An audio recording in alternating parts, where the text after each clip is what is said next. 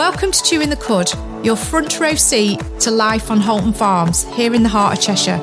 I'm Karen Halton, farm owner, along with my husband, Farmer Tom. And I'm Dave Kirby, herd manager, ready to tell you what really happens behind the barn doors. From caring for over 800 crossbred cows to fine-tuning our daily routines, each episode brings you the stories, the challenges and joys of modern dairy farming.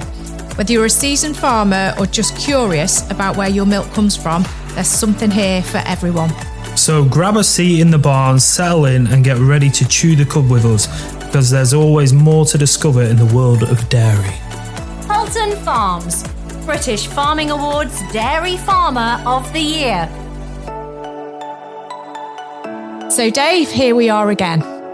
This is your second taste of Chewing the Cud.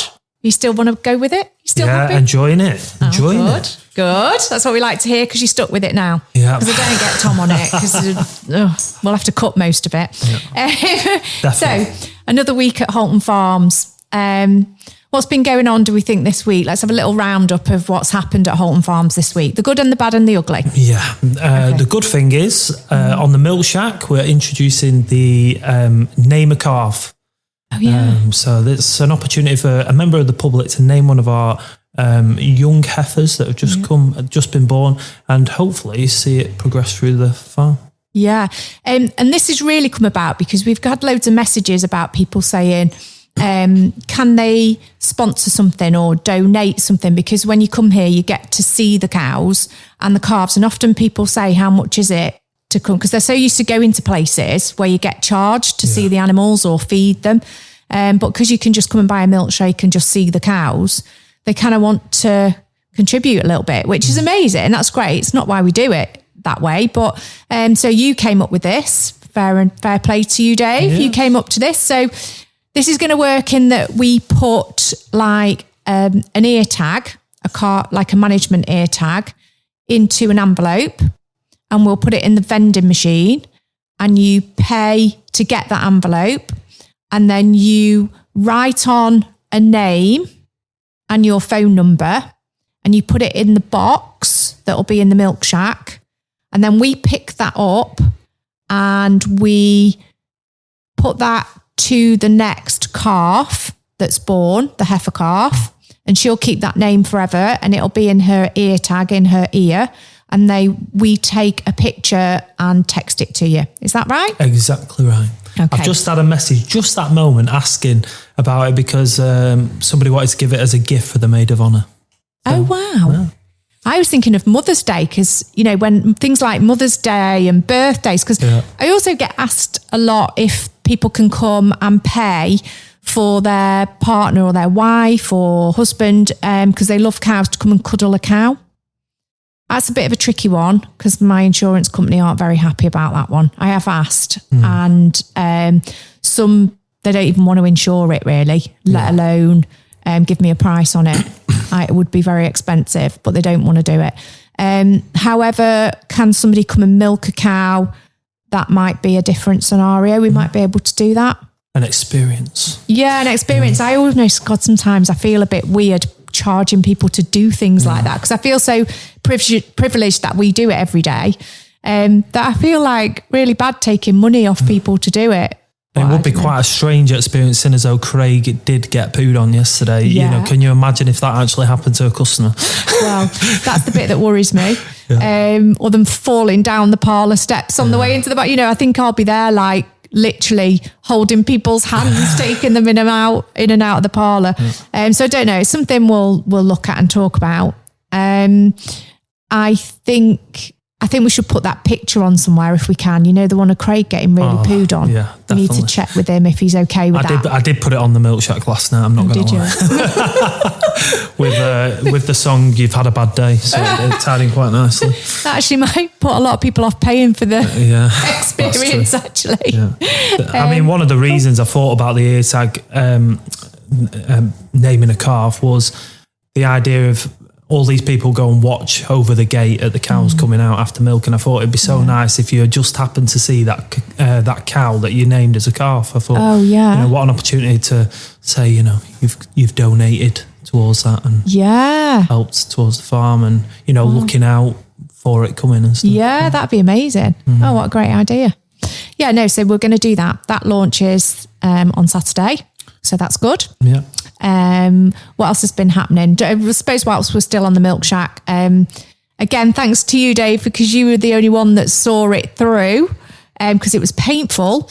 The little vending machine for the ice cream's been set up now, which is really good fun. It's a Chinese vending machine, and don't we know it? Because it plays these silly tunes, and it was all in Chinese, and you've had to sort it out to convert it to English. Yeah, it was a nightmare, as though their hours are different to ours, and I was messaging them at like 3 o'clock in the morning over there, which was not great. But bless her, Cindy came back. Cindy Woo. Cindy Woo talked to you at 3 o'clock in the morning, bless her. So that got sorted out. It plays a very annoying tune, which sometimes is quite good because late at night, when some of the kids come in their cars with their very loud exhaust, revving them in the car park, waking my calves up, which I was not impressed about last Saturday night. It stops them kind of, I suppose, hanging around in the Milkshack because it gets very annoying. The tune does. I think we can all memorise the tune. Yeah, I think we're going to have to get that changed. Another little thing we're going to do in there, and hopefully Matt is going to set this up for us. No pressure, Matt. He's going to sort of screen out and connect it to a camera in the parlour. So we'll put a television screen in the Milkshack. Oh, wow. And then he'll connect it to a camera in the parlour so people can still stay by the Milkshack and watch the cows being milked. That's a great idea. Yeah. I think that should be put sort of out on the veranda-y bit outside for them to see. Yeah, otherwise we'll have queues in the Milkshack. Yeah, and that's not going to be good. No. So we'll do that outside. We've had lots of queues in the Milkshack lately. Yes, lots definitely. of queues, which is good. But yeah, so there's that. So that's probably that part of the business dealt with. How about cows? How are our ladies doing this week? We've had a slight drop in milk this week, and we think it's feed related. So we've had somebody out testing the feed, just checking for mycotoxins. And so just go back. So mycotoxins, just explain. We have to sort of let you get that from like mouldy feed. Yeah. And like I say, it just causes a bit of a drop off in the milk, and you can get swollen legs from it. And it's not great for the cows. So we've had somebody in as soon as we spotted a decline, we got somebody in to come and check it. So we're just waiting on the results of that. But apart from that, we're doing really well. Positive for me is we've not had a mastitis case for nearly 5 months, which is unheard of, I think. Wow. Yeah. That is fabulous. Yeah. Well done. Amazing. Well done, milking team and cow team, because mastitis would be something, there could be so many causes of mastitis, and it would go right back to the yard team as well, being really clean when they're cleaning the beds in the morning and at night. So that's a huge part of it. So it is, and then cleanliness in the parlour is another huge part of it. So it is down to the milking team and the yard team that, working as a team has helped that. Yeah, it's a huge team effort. I always say like the biggest causes are stress. Like if a cow feels stressed, that's when you're most likely to get some mastitis cases. So the fact that we've not had any for that amount of time tells me that the girls are happy and stress-free. Stress-free. Yeah. I like that, stress-free. I'd like to be stress-free every day if I could. That'd be nice, wouldn't it? Yeah.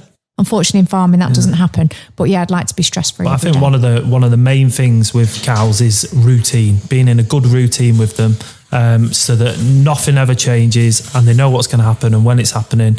And that's how we keep them nice and happy.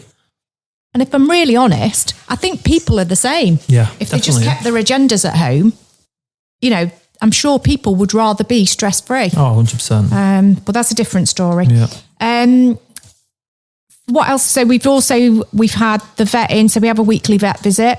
So we've done our fertility check today. We've looked at, so the vet checks who's in calf. Yeah. How's that gone today? Yeah, really good. The heifer's down at the Townsend, which is the farm down the road, which has all our young stock housed at. The fertility was good. I think we had about 15 positives there, which was really good, and only 1 negative. And on the cows, similar front really. We had about 11 positives and only 1 negative with the cows. Amazing. So really good. Yeah, no, that in the whole grand scheme of things, in an all year round calving farm, that would be in the top. Would it be in the top 5%? Would you definitely. say? Yeah. So results like that on a Friday, we love those kind of results. Yeah, we either love or hate that day. Yeah, it either makes our week or it kills our week. Definitely. No, when everything comes together and it's all going well, and we've got to remember as well, we've had something going on where we've had a milk drop. Mm-hmm. So we might see the result of that in a couple of weeks where the cows that probably should have got in calf in that period didn't because they were just up against it with something. And if it is feed related, hopefully, we can get that sorted very, very quickly. Yeah. The other thing for me is what I've noticed this week is the weather got a little bit better. With the sun came out, got a bit warmer, which means the tractors go out. Oh, yeah. Until like 8, 9, 10 o'clock at night. So one of our lads, Jack, has been out tractor driving, sort of doing lots of field work in the evenings, getting the fields prepped. And it's, for me, talk about love-hate relationship. That's a bit of a love-hate relationship for me. So the lovely bit is I know spring's coming, summer's coming, and it's a great time of year. The hate bit for me is I know the hours just shoot up even more. So I know now we work longer days than we already work. I know there'll be guys in fields at midnight, 1 and 2 in the morning. I know I need to make sure they get food, fed and watered as they're going round. So that's just something else I have to sort of think about and factor into my day when I'm doing my normal job. Although I will say Tom's really, really good at that as well. He's great because he'll go out and get food for people as well. And then I know silage is on the horizon. Then we'll start silaging and we'll probably try and get our first cut in, maybe, depending how the weather goes, I don't know, end of April, depending on the weather. The sooner the better for the first cut. But that's where the hard work really starts for me. Yeah, definitely. Long days. But we get a bit of sun, and that's, the positives. Yeah. And when you get up in the morning, you get up in the daylight. Yeah. And unless you're doing the field work, you're going back to bed where it's not pitch black. Yeah. You see more daytime. You get home and you can actually do something. Yeah, that's the other thing, isn't it? Or the feeling that you want to do something because it's still light. Yeah. So that's a good thing. Anything else? I can't think. It's not been a massive, it's been a busy-ish week, but it's not been anything untoward. There's been nothing huge that's happened. No, good week really. Yeah. We have just spotted a few cases of ringworm, which isn't nice, is it? Yeah, so that's a really unusual thing because we used to vaccinate years ago for ringworm because the heifers used to get it down at the heifer rearing unit. So we used to do a vaccination for it. And then I'm going back probably 4 or 5 years ago. And they stopped the vaccination. It went out of production for some reason. So we stopped vaccinating and then we were fine and we've never ever seen it. And then all of a sudden you've spotted just this last week or so, a few little patches on 1 or 2 cows. So that's the other thing we did today was just have a little meeting with vet Mark. So we've come, sorting out how we're going to get on top of that. So do we start vaccinating again? Do we just treat them with a spray, the ones that we can see? Or do we go in and vaccinate the whole herd? So we're looking at costs, how much we've got. And it's just about measuring and monitoring and deciding what the best course of action is. So that's something we're going to be talking about with vet Mark again next week to make a final decision. Yeah. Very good. Right, so that's just a little roundup. There's something else I'm going to add in. I think, and I'll add it in at the end. I think every time we do it, I've got quotes of the day. Oh, and nice. I love a good quote of the day. So I've got one lined up for the end of our podcast today. And that is something I'd probably like to introduce. Every time we do a podcast, I'm going to do a quote of the day. I love a good quote. I do. They're always inspirational and motivational, hopefully. Okay. And I often nick them off the internet, but it's like, I'll be looking at something and think, oh, wow, that's brilliant. I love that. And then I might just pin it up on the wall for a few weeks in my office. Oh, nice. Yeah. Usually for inspiration for my husband when he's feeling really stressed. I've never forgotten that one from that meeting we went to last year. Yeah. Go on. If you're holding on to your past, you've got your back to your future. Oh, wow. Yes, I'd forgotten that one. Yeah. That's good. I like that. Chewing the Cud. with Karen and Dave, your insiders at Halton Farms. Right, what I want to do now, because you always try and do positive stuff, don't you, all the time? I'm going to ask you, what would be the hardest part of your job? I would say it's a tough question to answer, but it's not. It's definitely people. People are the hardest thing for me to deal with. Really? As in, not particularly a particular, it's not that it's like particularly any person in particular, it's just as a whole in our job, in our world. So I always say cows are easy. Yeah. And people, if we've got problems, it's usually people. Yeah. So if we go back to saying we've had a feed issue and it could be down to the feed and mycotoxins, that's mouldy feed. So what that would be a people thing, wouldn't it? Mm-hmm. Because either they've not taken the mouldy bits off the silage or the maize clamp when they've come to get the food to feed the cows. Yeah. Or the inhibitor, I think it's called, that we use when we silage to try and stop the mould growing, or the clamp's not been clamped properly, which has caused the mould. So mould doesn't just appear, it's a process of something that's not been done properly. Yeah.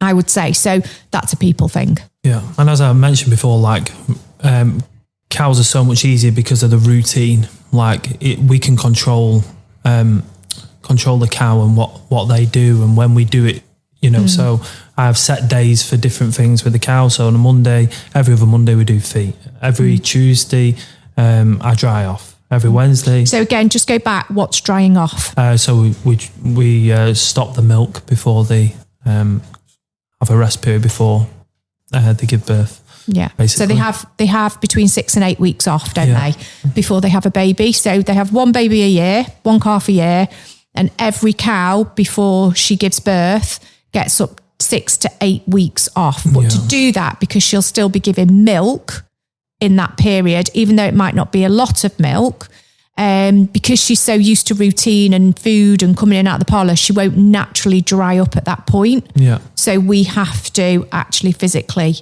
do that for her, don't we? Yeah. So, like I say, we have set days for everything. So the cows know what's happening pretty much on every day. Where people, they just do what they want, you know, and that's so hard to deal with, you know, and it's just hard getting everybody to see, see the way we view things and act the way we want them to act, and, you know, so. Yeah. But you say cows have routine and we do set things every day. We do that with people. People have set routines every day. Yeah, they should have. Well, they do. They know what our routines are every day. Yeah. But like you say, they like to go off piste a bit. Yeah. Or they like to just go and have a little bit of a sit down at a moment in time when something's happening. Yeah. It's really tricky because for most of the time they roll really well. And it will be like this in any business all over the country, the same thing, all over the world. People will be the same. And it only takes one of those people who decides, oh no, we're not going to bed up this morning. They look fine, or, oh, I'm going to go over here and do this job instead. Then the other person that they might be training goes off and does the same thing. Yeah. And then we don't bed up on a Monday, Wednesday, Friday anymore. It starts to be a Tuesday and a Friday, and it's just a mindset thing. And if we want that consistency and attention to detail, you've got to do what we do when we do it religiously. Yeah. I've got a perfect example. Go on. So we have. You can't name any names. No, I won't. Let's just say they're a past member of staff. Oh, okay. Okay. Yeah. So we have a set routine in the parlour. You know, we wipe every single cow with one wipe per cow, and I remember this person turning around to me and saying, oh, you know, I'm using a few less wipes now because, you know, we're trying to save on washing up liquid. And I was like, nah, there's a process for a reason. You know, we use one wipe per cow because we don't want to spread any infections from cow to cow. Yeah. But he just decided to go off his own back and just do his own thing. And we got mastitis on the back of it. We actually got 6 cases of mastitis that week. Which is more expensive than buying the washing powder that washes the cloths that we use. Yeah. But then some people just don't think that. And is that partly our problem? Because we haven't educated them properly into why we do something. And I think there's a guy called Simon Sinek who he had a book called The Why. Yeah. Everybody needs a why. And I always say that everybody needs to know why you do something so they can buy into the idea of how we do it and why we do it to get them to do it. So that might be a little bit on us. We didn't explain enough as to why we wipe each cow with one cloth. I don't know. Or they just want to be a hero.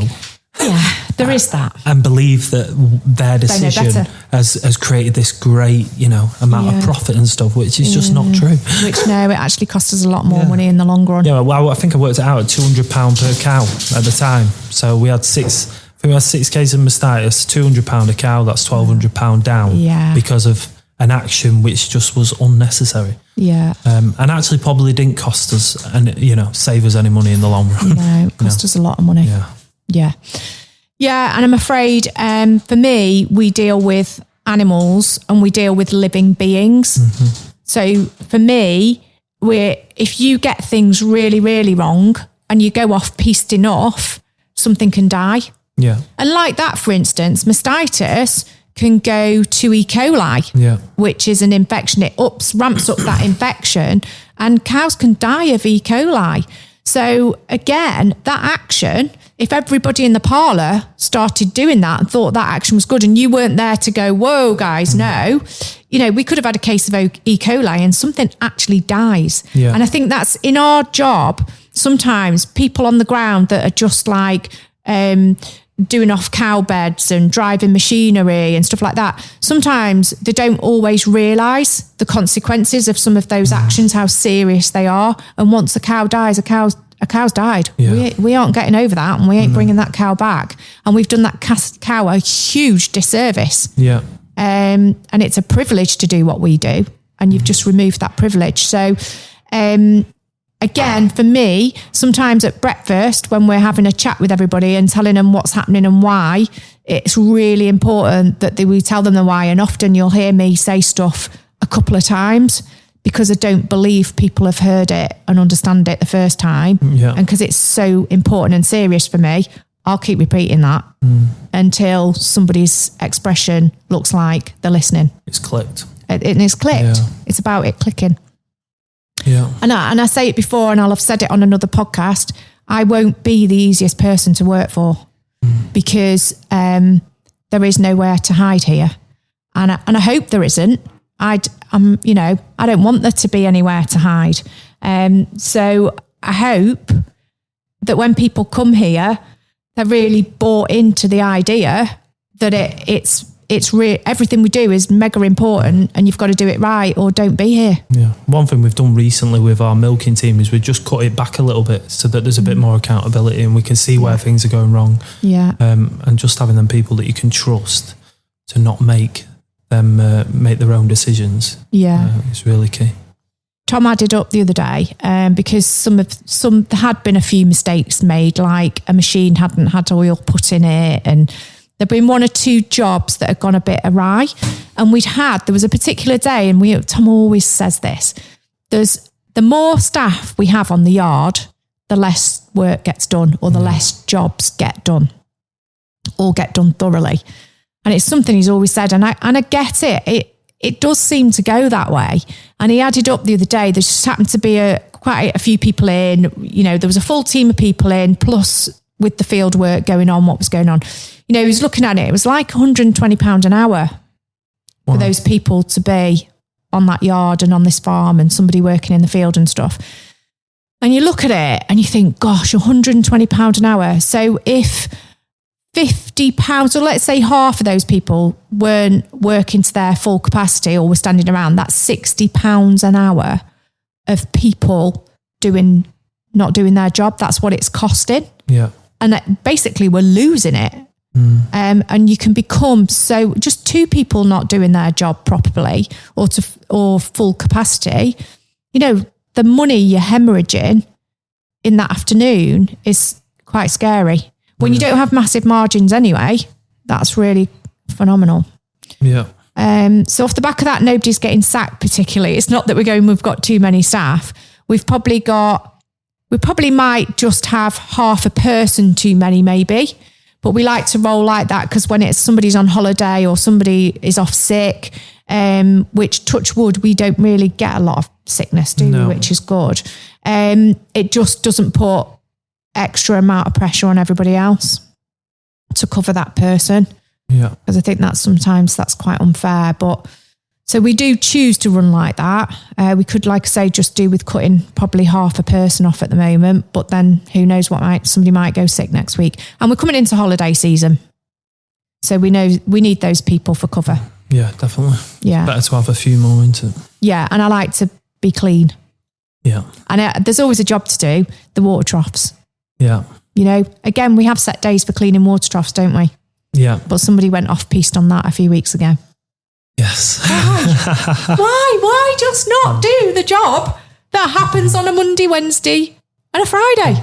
Why not do that? Yeah. So many water troughs on a Monday, so many on a Wednesday, so many on a Friday. They're all done then. You'd be surprised, Kaz, how many farms don't actually clean the water troughs. It's bonkers. But ours are always clean. I'll tell you a little story. So quite a few years ago now, this is what happens in Halton Farms if you don't clean things. And it was about the foot bath. So we had a foot bath. So the cows come out of milking, they walk through a foot bath, it cleans their feet. And in those days, now we have a big all singing, all dancing one that's plumbed in. Every so many 100 cows, it automatically empties and it refills with a bit of chemical and all this lovely clean water. But years ago, it wasn't like that. And we had like a plastic one that you bought out a couple of times a week. You set it up in the race where the cows walk out from milking and they all walk through it. So you'd start off at the beginning of milking, water looked amazing, really clean. By the end of milking, they were just walking through slurry. So I'd said to Tom, partway through milking a couple of times, this needs to, oh no, they're fine. Well, they're not fine, are they? Because the last lot, who would probably be your lame cows or the cows that most needed the foot treatment, are the ones who are always behind at the back, who are walking through crap, basically. Yeah. So it's making them worse. It's not helping them. Oh, no, it's fine. You know, listen, what do I know? I'm not a farmer. You know, I don't come from farming, so what would I know? So what I did was I got some in a bucket and put a lid on it. I walked over to him. I said, oh, just do us a favour. Just take your welly off and your sock and just put your foot in there for me. So he actually went to take his welly off and I thought, oh. So I took the lid off and he went, I'm not putting my foot in there.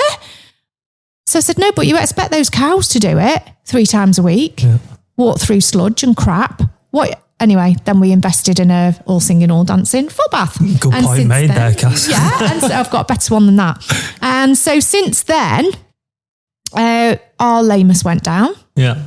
The mobility scoring miraculously got better.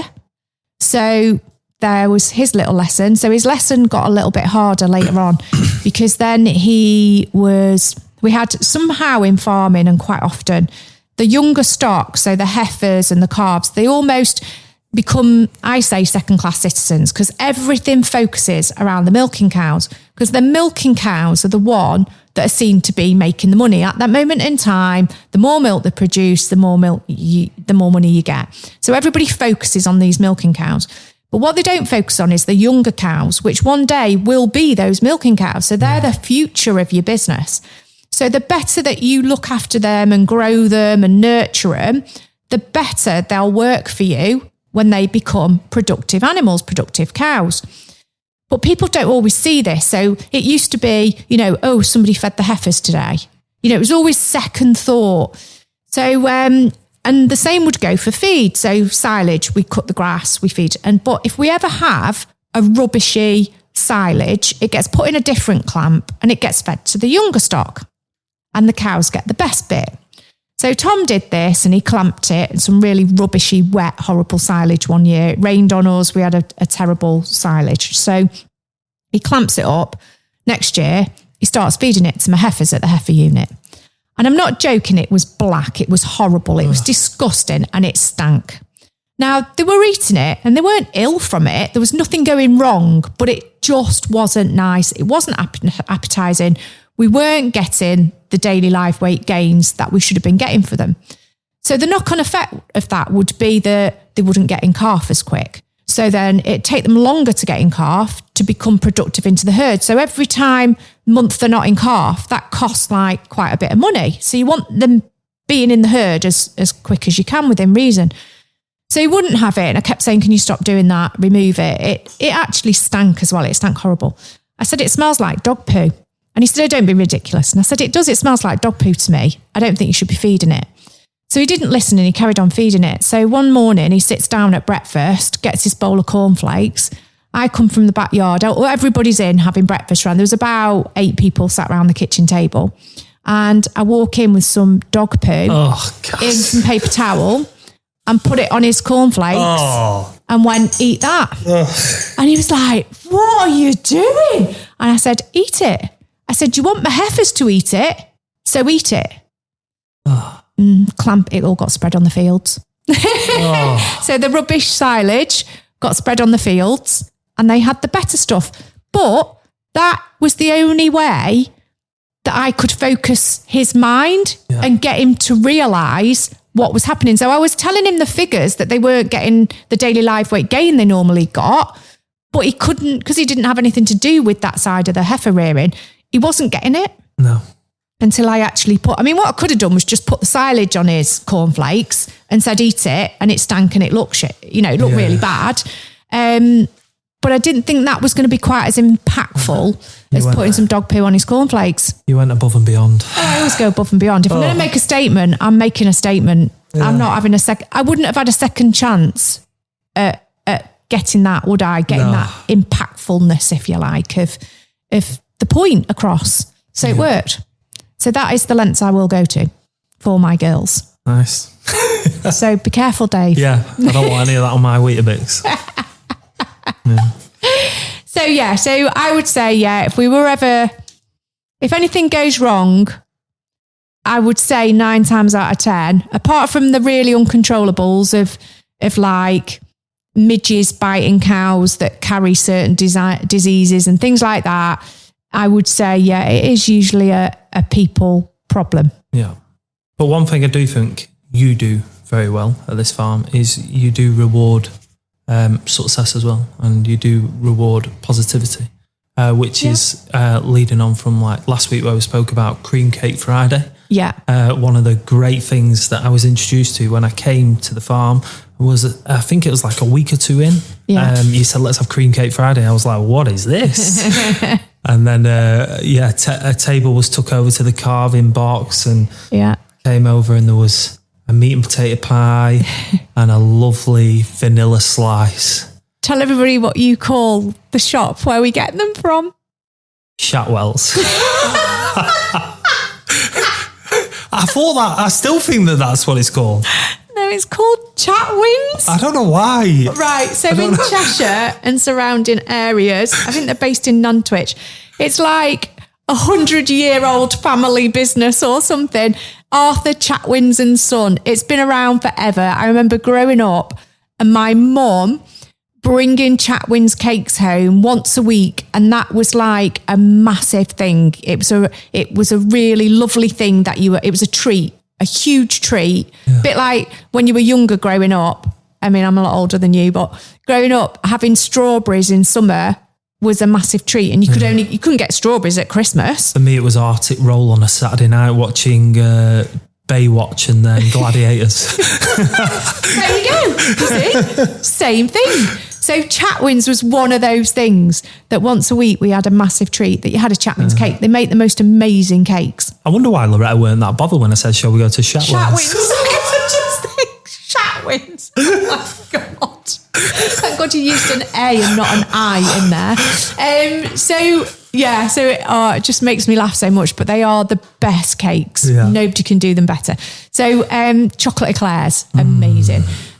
So we have those, and we have them at the carving box, and it's like 20 or 30 minutes before the afternoon milking. So about 20 to 1. And we stand and we'll also have a shot of slow gin, which is also very important. You don't have to have alcohol. We can obviously accommodate people that don't want alcohol. And a Chatwin's cake. So we'll talk about something, and it might be something that might not be going very well. So we might just be talking about the milk drop so everybody knows about it. We're on the same page. We can look for things. But then we'll also talk about something positive as well that's happened. But one thing, and the major thing we do it for, is to say thank you to everybody for keeping the cows happy and safe and healthy. But it's also to say thank you to the cows. Yeah, we toast them, don't we? We toast the cows. And that's really important because it's a respect, and it builds a respect for those animals that we work with. And it's to say thank you, because without the cows, we wouldn't drive the cars we drive. We wouldn't have the roofs over our head. We wouldn't be able to treat ourselves to holidays and things. They help to pay for everything we have. Yeah. So it's just to say thank you to them. We raise a toast and an appreciation, and it's a respect thing, you know, and then hopefully that builds respect into those people that probably come to work for us, so that don't actually view cows in that higher esteem. Yeah. And it just puts another level on that. And hopefully it changes their mindset about how they treat those cows. I mean, that is something I've not experienced before at any other farm I've worked at, is this, you know, Cream Cake Friday, coming together as a team and showing our appreciation towards the team and also the cows. But also we have socials quite regular as well, don't we, where we go for a meal as a team, and the buy-in from the team's great as well. It's not very often people don't turn up. So that's something like I've never experienced before, and it happens regularly. It's not just something that, happens every blue moon. Yeah, and I think Friday night titty bars, something else. We kind of make it sound like if you come and work here, you've got to get in the Congleton, you've got to be there on a Friday. It's not like that. It's just that on a Friday night, we have the titty bar in the garden, and the fridge has always got beers in it, and wine, or, gin and tonics or whatever. And people just get together and have a beer on a Friday. It's the end of the week. We have a bit of a laugh, and then people go home. Yeah. It just creates that, a better team atmosphere, doesn't it? Yeah, I think so. Have a laugh together. And I mean, in this industry, it's not, you do spend more time with the people you work with than you do with your own family. So it's just nice having that time together and building friendships and, just... tying it all in together. Basically. Yeah, and just a bit of a laugh. Don't get me wrong, it happens more than on a Friday in the summer, because... the backyard, everybody ends up sitting in the back garden, and you'll get to like Tuesday night and it'll have been a hot day, and somebody will go, oh, should we just have a beer in the garden? Let's have a titty bar beer. And then you go and sit in the garden, and you'll probably sit there a bit longer in the summer than you do in the winter. And have an ice cream as well, they're good. Yeah, and an ice cream. So, and we find, like, obviously Tom and I usually provide that and fill the fridge, but quite often a member of staff will just turn up and have been out at lunchtime and come back with a box of beers for Titty Bar Friday, which is really lovely. And for what it costs us to do that, in the whole grand scheme of things, it doesn't cost a lot. No. But it's also just a bit of a way of me and Tom just saying thank you to everybody and appreciating this job's hard work. Yeah. And just to sit down and have a beer.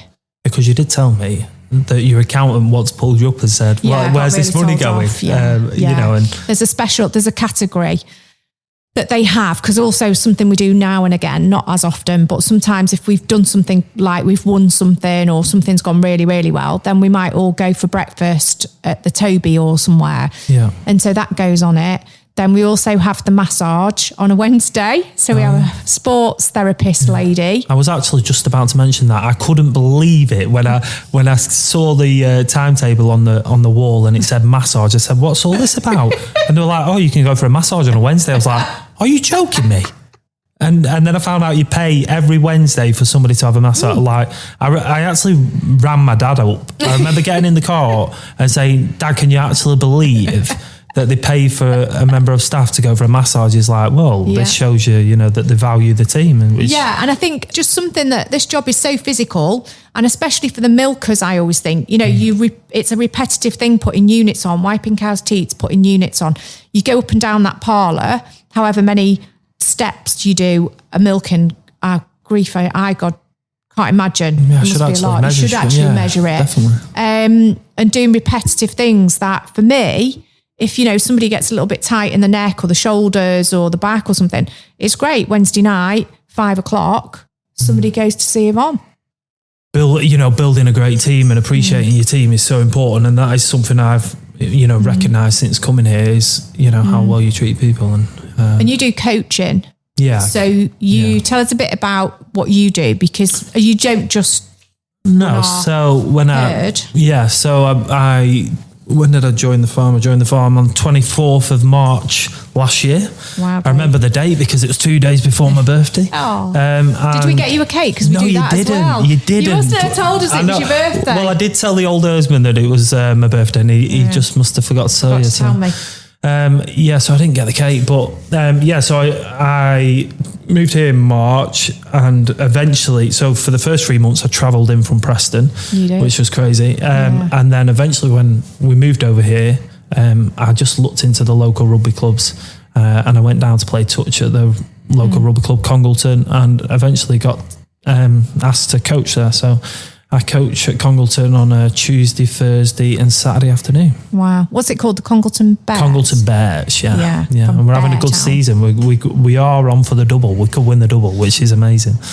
And if there's any local businesses wanting to sponsor... Oh, yeah, 100%. Get involved. Get involved, because I would think you are taking that club to a different level, aren't you? Yeah, we're doing really well. So last year they finished bottom of the league, and this year we're currently on for winning the league. Wow. And we've got a chance of winning the cup as well. So that's amazing. Mega. So it's nice to know you do have a life outside of farming, don't you? Yeah. My wife wouldn't tell you that because she never sees me, but it's not because of farming, it's because of farming and rugby, yeah. Well, she does see you. She just has to get dragged along to stuff. She loves it. She loves it. Maybe we interview Loretta one day. Maybe we do a podcast with Loretta. Yeah, what it's like to be Loretta. What's it like to be a farmer's wife? Yeah. We'll ask her that. So no, you've done brilliant, and that's really good. But again, I suppose we have we do a bit of sponsorship yes, you do. with that for you, don't we? And it's really important for us that people have something outside of the business, and that we help them to achieve that. Yeah. So we do everything we can to try and help you with time off. Your shifts are worked around your rugby on a Saturday, aren't they? Yeah. But then we know that's a two-way street, that then you will do extra elsewhere if needed, and you take that really seriously. So it's a bit give and take. One of the major things for me is that, like I said before, is like the routine of the cows. So I try to work every morning because I just like to know that everything's getting seen, and if there's any issues, we can get it sorted. So, but it's amazing because, like you've just said there, you allow me to go and coach every Saturday afternoon, which is bonkers because no other farmer would do that. Yeah. And also we go to church on a Sunday, and you've been really accommodating with that. So because that's important. Yeah. And like I say, it's important that you understand your staff, and which is clear that you do. Yeah. And it's great. Halton Farms is a dairy farm based in the heart of Cheshire, milking 500 cows and calving all year round. We love what we do and invite you to pop down to the Milkshack anytime to have a look around. One last thing, quote of the day today. So this is my new little thing, quote of the day. Talking about mental health and things and stress in farming, but it's about pressure. So another way of looking at pressure, instead of looking at it very negatively, is pressure is a privilege. It means things are expected of you. I like it. You like that? Yes. I really like that. Yeah. So that wraps us up for today, Dave. So remember, every time I'm pressuring you, it's a privilege. Oh, yes. Remember, Dave, that I'm expecting something of you. Yeah. And what a privilege that is for you. Yeah. So thank you, everybody, for listening. I hope you all find a bit of something that might be inspirational or even pricks your conscience to think about a career in farming. Yeah, definitely. Okay. That'd be nice.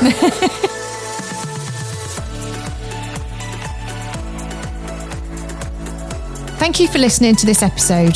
Please remember to like and subscribe to keep up to date with all our future episodes. Chewing the Cud with Karen and Dave, your insiders at Halton Farms, British Farming Awards Dairy Farmer of the Year. Stay up to date with everything that's happening at Halton Farms by following our social channels. All links are available in the show notes. And remember, we are social cows.